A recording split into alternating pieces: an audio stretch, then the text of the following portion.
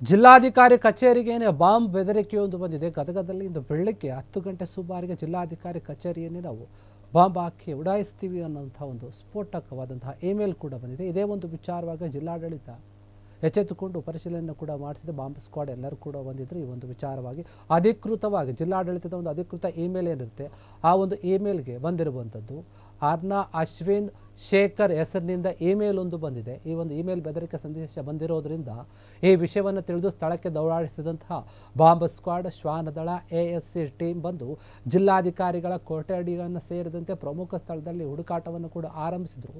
ಸುಮಾರು 2 ಗಂಟೆಗಳ ಕಾಲ DC ಕಚೇರಿಯನ್ನು ಪರಿಶೀಲನೆ ಮಾಡಿದ ನಂತರ ಯಾವುದೇ ರೀತಿಯಾದಂತಹ ಬಾಂಬ್ ಬೆದರಿಕೆಗೆ ಸಂಬಂಧಪಟ್ಟಂತಹ ಕುರುಹುಗಳು ಸಿಗದೆ ಹಿನ್ನೆಲೆಯಲ್ಲಿ ಇದು ಏನಿದೆ ಇದು ಹುಸಿ ಬಾಂಬ್ ಬೆದರಿಕೆಯ ಒಂದು ಸಂದೇಶವನ್ನು ಕಳಿಸಿದ್ದಾರೆ ಅಂತ ಹೇಳಿ ಅನುಮಾನ ವ್ಯಕ್ತವಾಗ್ತಾ ಇದೆ.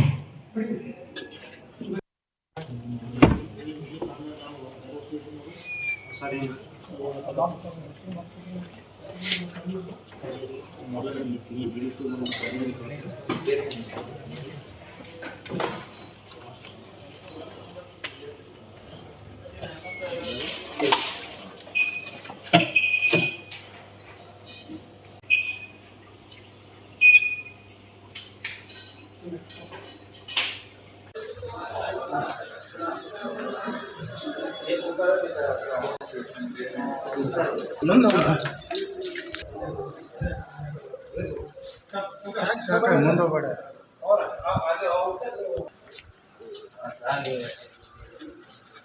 ಹಿಂದೆ ಬರ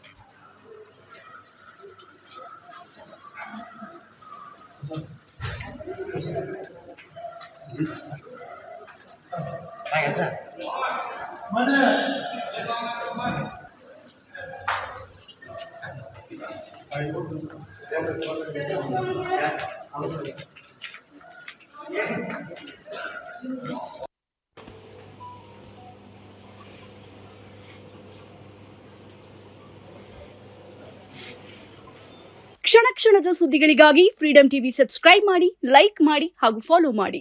ಹೊಸ ಸುದ್ದಿಗಳ ನೋಟಿಫಿಕೇಶನ್ಗಾಗಿ ಬೆಲ್ ಐಕಾನ್ ಮೇಲೆ ಕ್ಲಿಕ್ ಮಾಡಿ.